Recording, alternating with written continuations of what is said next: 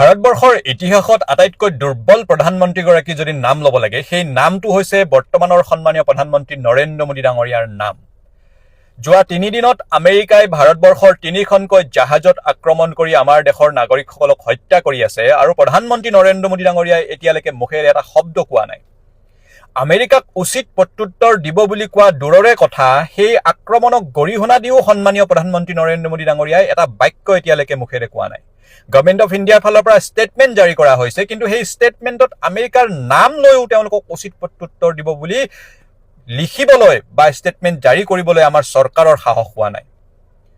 প্ৰয়াত প্ৰধানমন্ত্ৰী মনমোহন সিং ডাঙৰীয়াৰ দিনত ভাৰতৰ ডিপ্ল'মেট এগৰাকীক আমেৰিকাত অপব্যৱহাৰ কৰাৰ কাৰণে ভাৰতত দিল্লীস্থিত আমেৰিকাৰ ৰাষ্ট্ৰদূতৰ পৰা মনমোহন সিং ডাঙৰীয়াই নিৰাপত্তা প্ৰত্যাহাৰ কৰি সাহস দেখুৱাইছিল। ইমান সাহস দেখুৱাই আমেৰিকাক প্ৰত্যুত্তৰ দিছিলে, কিন্তু আমেৰিকাই আমাৰ নাগৰিকসকলক হত্যা কৰি আছে আক্ৰমণ কৰি। প্ৰতিদিনে ডনাল্ড ট্ৰাম্পে কিমান অপমান কৰে, প্ৰধানমন্ত্ৰী নৰেন্দ্ৰ মোদী ডাঙৰীয়াকে ব্যক্তিগতভাৱে কিমান অপমান কৰিছে, কিমান আক্ৰমণ কৰি কথা কৈছে, ভাৰতবৰ্ষক নৰক বুলি কৈছে। কিমান বিগত সময়ছোৱাত আমি দেখিছোঁ ভাৰতবৰ্ষক, ভাৰতৰ নাগৰিকসকলক অপমান কৰা কিমান কথা ডনাল্ড ট্ৰাম্পে কৈছে, কিন্তু আজিলৈকে দেশৰ প্ৰধানমন্ত্ৰী নৰেন্দ্ৰ মোদী ডাঙৰীয়াই এটা বাক্য, এটা উত্তৰ ডনাল্ড ট্ৰাম্পক দিব নোৱাৰিলে। ইয়াতকে দুৰ্ভাগ্যৰ সময় আৰু কিবা হ'ব পাৰে নেকি? যিসকলে আমেৰিকাৰ এই আক্ৰমণত প্ৰাণ হেৰুৱাইছে তেওঁলোকৰ আত্মাৰ সদ্গতি আমি কামনা কৰিলোঁ। সৰ্থেবাৰীৰ কাঁহ শিল্পৰ ৰাজসাহায্যৰ কাৰণে চৰকাৰৰ ওচৰত টকা নাই। আমাৰ হাজোৰ কাঁহ পিতলৰ শিল্প ৰাজসাহায্য দি আগুৱাই নিবলৈ চৰকাৰৰ ওচৰত টকা নাই। আমাৰ শুৱালকুছিৰ হস্ততাঁত তথা বস্ত্ৰ শিল্প আগুৱাই নিবলৈ, ৰাজসাহায্য দিবলৈ, স্থানীয় উদ্যোগীসকলক সুৰক্ষা দিবলৈ চৰকাৰৰ ওচৰত টকা তথা ব্যৱস্থা নাই।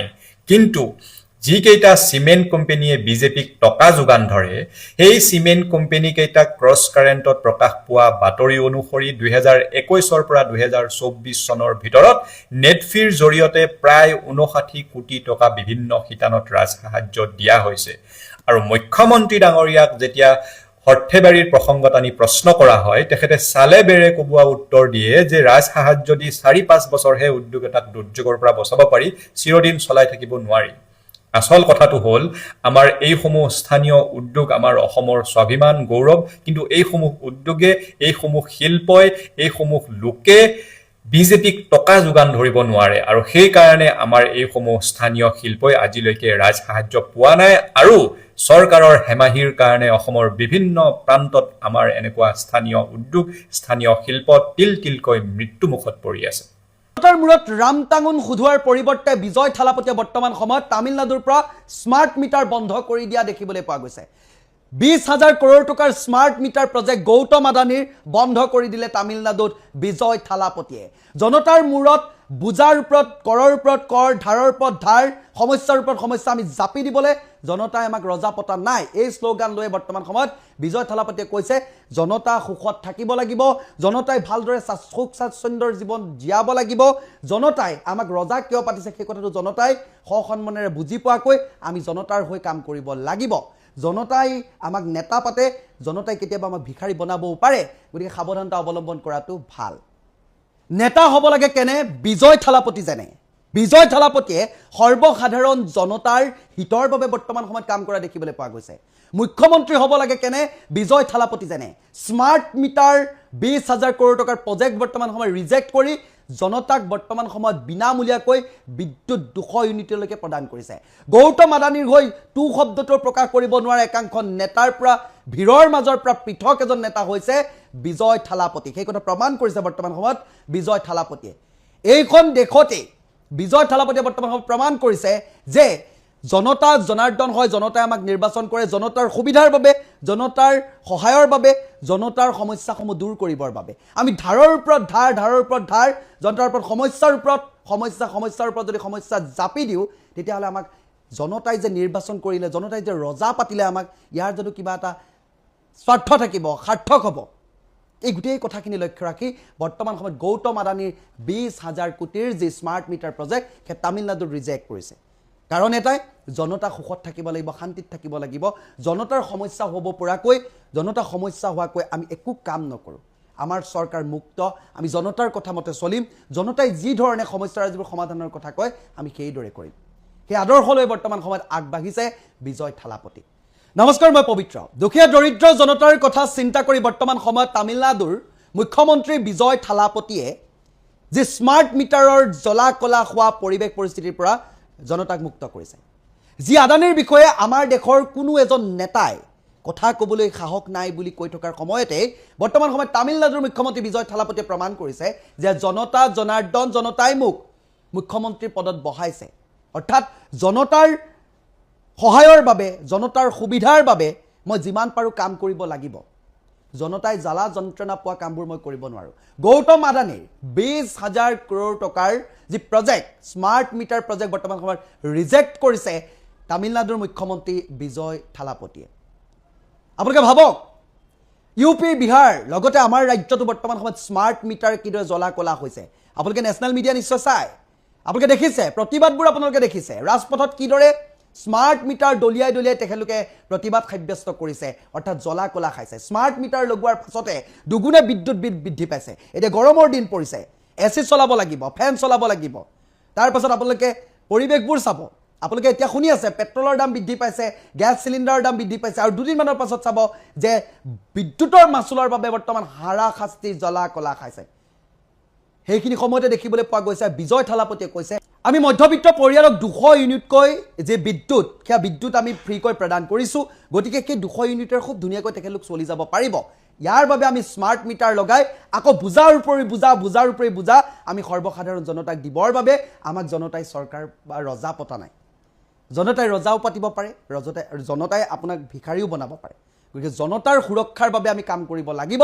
আৰু এই কথাটো আগত ৰাখিয়ে বৰ্তমান সময়ত দেখিবলৈ পোৱা গৈছে বিজয় থালাপতিয়ে এই 20,000 কৰোৰ টকাৰ যি স্মাৰ্ট মিটাৰ প্ৰজেক্ট ইয়াৰ ৰিজেক্ট কৰিছে। শাসকীয় চৰকাৰখনৰ প্ৰতিজন জনপ্ৰতিনিধিয়ে যিসকলক আপোনালোকে সততে মদাহী বুলি কয়, যিসকল সুৰা পাই, যিসকলে মদ্যপান কৰে, তেখেতলোকৰ শ্ৰীচৰণত আপোনালোকে দীঘল দি প্ৰণিপাত জনাব লাগে। তেখেতলোকক সন্মানেৰে কাকুতি মিনতি ঘোষা আপোনালোকে গাব লাগে।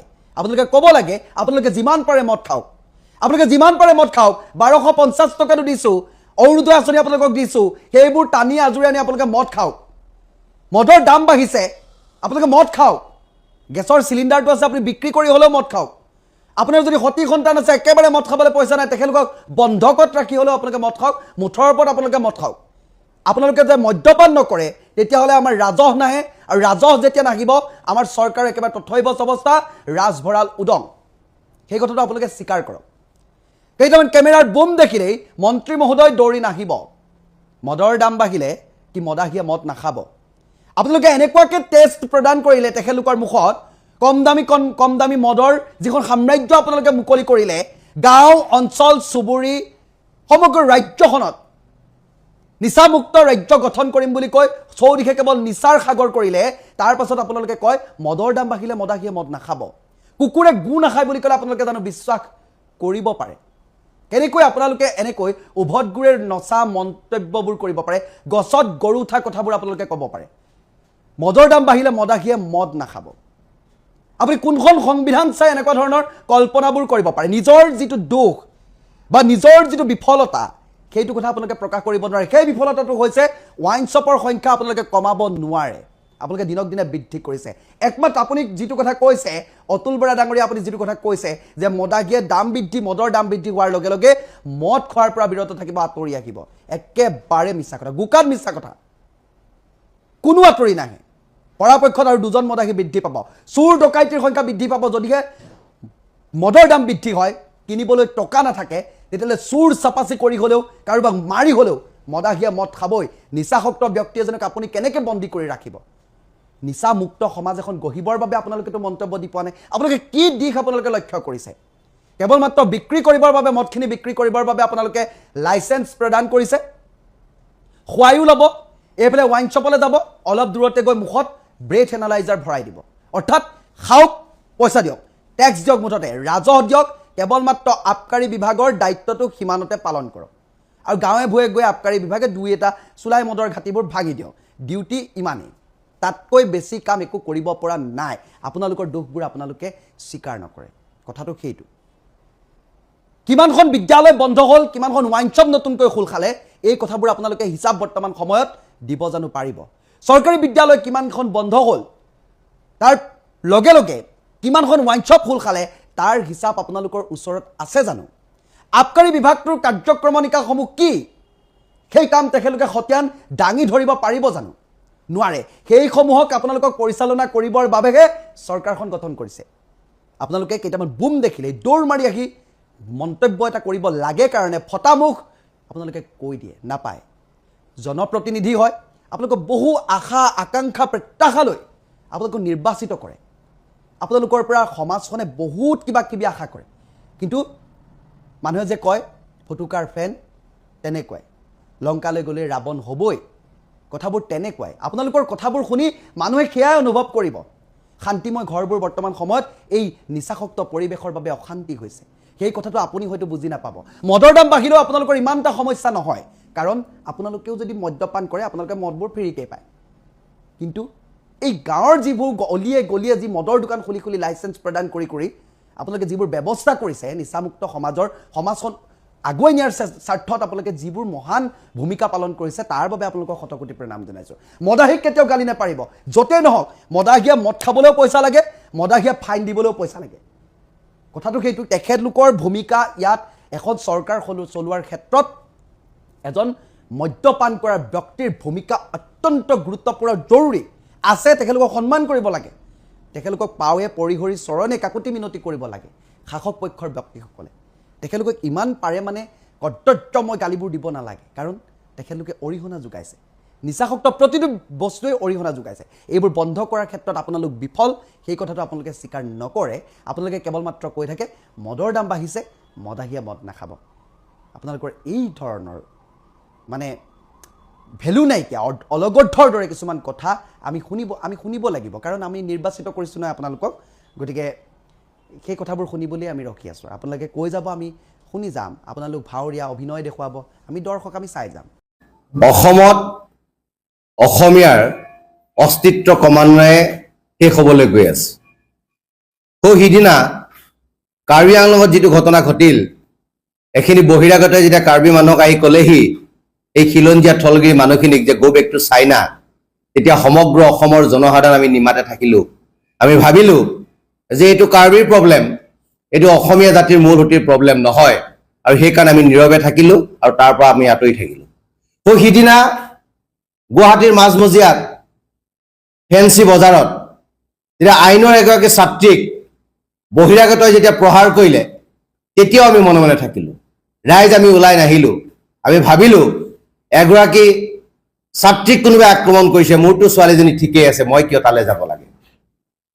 পল্টন বজাৰত থলগিৰি এজন যুৱকক যেতিয়া প্ৰাণে মৰাৰ অপচেষ্টা কৰিলে তেতিয়াও আমি মনে মনে থাকিলোঁ আমি ক'লোঁ বা আমি ভাবিলোঁ যে এজন ল'ৰাকহে পিটিছে আমাৰ ল'ৰাটো সুৰক্ষিত হৈ আছে আমি তাত মাত মাতিবৰ প্ৰয়োজন নাই ফটাহীল আমবাৰীত স্কুলত অহা দুগৰাকী ছাত্ৰীক যেতিয়া অশালীন ব্যৱহাৰ কৰা হ'ল তেতিয়া অসমীয়াই মনে মনে থাকিলোঁ তেতিয়া ভাবিলোঁ যে ৰাতি কি কাৰণে ছোৱালীকেইজনী ওলাই যাব লাগে ছোৱালীকেইজনীৰহে দুখ সেই বুলি ভাবি অসমীয়াই নিজৰ যিটো কামৰ পৰা আমি আঁতৰত থাকিলোঁ আৰু আজি গুৱাহাটীৰ আৰ্য নগৰত যিটো ঘটনা সংঘটিত হ'ল হালৈ উপাধিৰ এজন ব্যক্তিক গোলাগুলকৈ পিটা হ'ল ৰাজপথত পেলাই তেখেতক চুচৰাই নিয়া হ'ল আৰু তাৰপিছত আজি অসমীয়াই আমি মনে মনে বহি আছোঁ আৰু এইটো জাতিটোৰ কাৰণে আটাইতকৈ দুৰ্ভাগ্যজনক ঘটনা এই আৰ্য নগৰত সেই ব্যক্তিজনক কাৰ ছত্ৰছায়াত আক্ৰমণ কৰিছে আলোক ত্ৰিপাঠী নামৰ